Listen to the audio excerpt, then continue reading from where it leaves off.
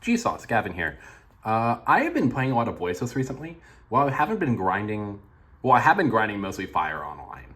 But in my off time, when I've been playing with friends, I've been mostly playing this deck. So I wanted to show it off. I took it to locals today. My only loss was to Ritual Beast. Ritual Beast is a really bad matchup. And post-info, this deck might not be the call. But I am playing some things in here that I think should be the move towards what we do post-info. So I'll show everything off in the list. I think it's 43 cards. So you have Triple Diviner. This is the best normal summon. You want to normal summon this one more than low half the time because one, it gets you to low, and two, it eats a hand trap, which in this deck, like you want to play through as many disruptions as possible. And when this one's normal summoned, you can basically just always try to cook through stuff, where with low is a lot harder to cook through things with. And I know that doesn't make that much sense, but like, the reason why is like if you imperm a low, you can't use it then as a full ritual summon. But if you imperm this, there's still like a lot more that you can go through. Now you can like play through disruptions a little bit when you have like Sorarvis, but you're not always gonna have Sorarvis. Like that's something I noticed today. And then one Trias for the package. And then for the Voiceless voice, you play Triple Saphira. This is gonna get a lot of controversy. I only play 2 low, double Scarlet Guardian, double Sorarvis, and then other Sorarvis. So this is standard. This is the best card in the deck. I don't see any reason to not play triple like Saphira. Like this is just going to get you so many wins. Double low. The reason why you play low is because you don't want to play too many normal summons. That's something I've definitely seen people do. And the issue too is that you have so many ways too low, you don't need to max out on it. Since I'm not trying to normal summon it as much, like cool, it's cool to open it, but you always have enough engine. I've never had a game where I haven't had enough. So 2 in the main's fine. I don't think you need any more. Double Skull Guardian don't need any more. Double Sorarvis you don't need any more. And then this one. There's been a lot of times I sided this out. Like I'll side that down to 1. I don't think that's bad. There was definitely a game where that came up, but I feel like it wouldn't have came up if I played a little cleaner. But yeah, I was able to cook through Branded. I was able to cook through some other things today too. This card's just disgusting, just being able to negate the summon of a monster. So against a deck like Ritual Beast, like this card is low-key the MVP. And being able to hold the negate on this for as long as possible is very nice. There's not really much to talk about with this engine. Like I think this is pretty standard except for the 2 low. But again, like I don't see a reason to want to have to max out on it. But you're gonna see my other cards, so you're gonna understand why I cut down to 2. I just wanted a little bit more gas. But I am playing the hand traps. I'm playing these 8, and I'm playing triple imperm. I might as well just pull them out now.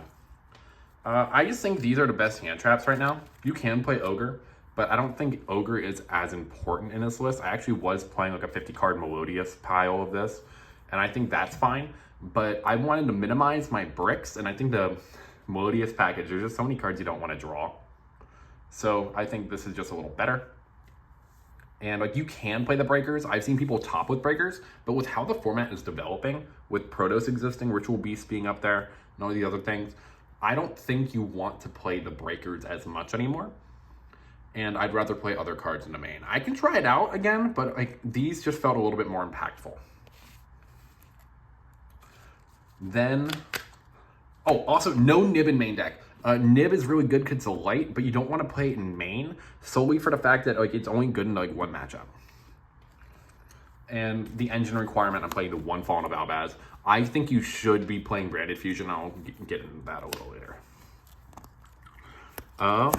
Next, for the continuous spells, we're playing a triple Barrier, 1 Blessing, and just to finish it off with these, I'm gonna be playing 2 Prayers. I think this one's pretty standard. I think this is all kind of standard. This is really stupid. This is also one of the reasons why Branded Fusion is so good, because like you can always grab back what you send off of it with Blessing.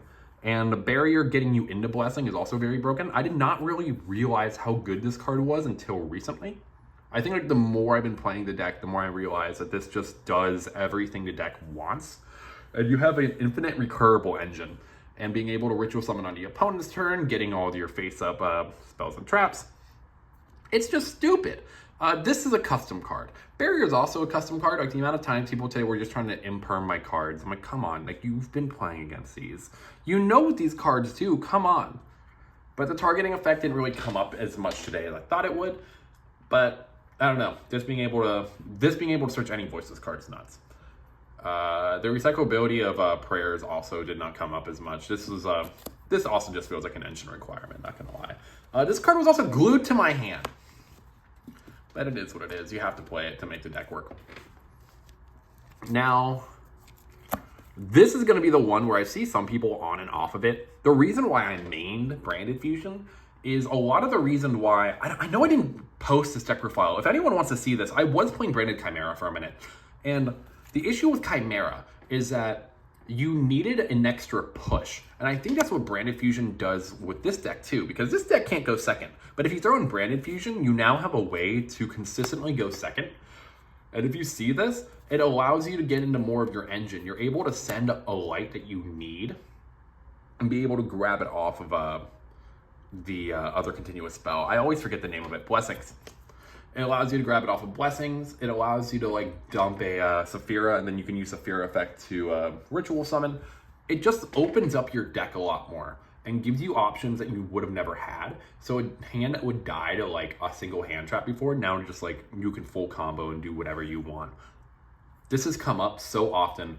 I don't really see myself wanting to play this deck without this anymore. Like, I know I can. There were some times we had to side it out, but oh, that extra disruption with Mirror Jade's really broken. It's so good. This was a very good call. This is what I felt like made the deck so good. And it gives you like more interactions into like certain matchups. Like it's kind of like with the cash cards and snakes. Like there's no reason not to play them. And like, of course you don't have to do the Dynamundo line, but like it doesn't matter. It really doesn't matter. Triple pre-prep. This is the freest side out in the deck and is also like just the biggest gas. Like if you basically like see these two together, you should be winning that game. It just gives you so many infinite pushes. It pushes through Droll, it baits an Ash. They both bait Ash. This baits Bell.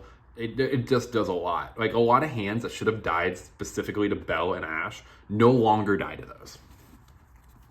You just want as many pushes in this deck as possible. Like the more gas, the better. And you're playing so many hand traps and disruptions too. Like you should not be able to play this many hand traps and have this many pushes. Kind of feels like snakes in a way when it goes first. Like, and you can just put up unbreakable boards. Triple Prosperity. I want to be able to search the best cards in my deck. That's basically what it is. The amount of times I just won games off of just like Prosperity were insane. I was testing this deck without this for a little bit, but I feel like there's no reason not to play it.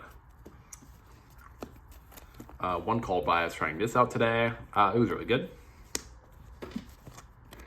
One Radiance for the engine requirement, and it's really good. You can whip it with Blessings. I think that's 43 main deck. Onto the extra deck. Dynamundo. The disruption effectiveness didn't really come up as much. It was mostly just to get more things off of below, but you don't have to do that as much anymore because of Blessing. One Hida, this will make more sense when I show you the Almirage. One Lina, this is mostly for mirrors and being able to just extend.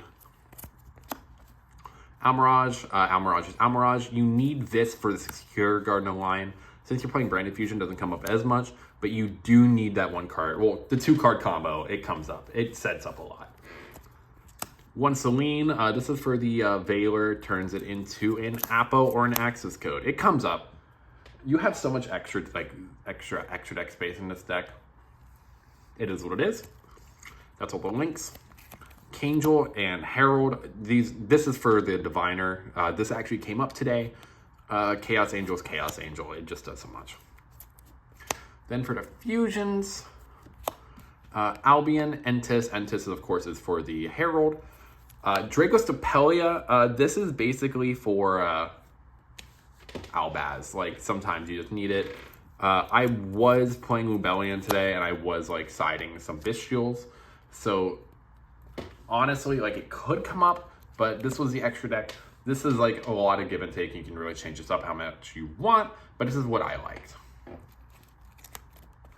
And that is the extra deck. Kangel is also broken.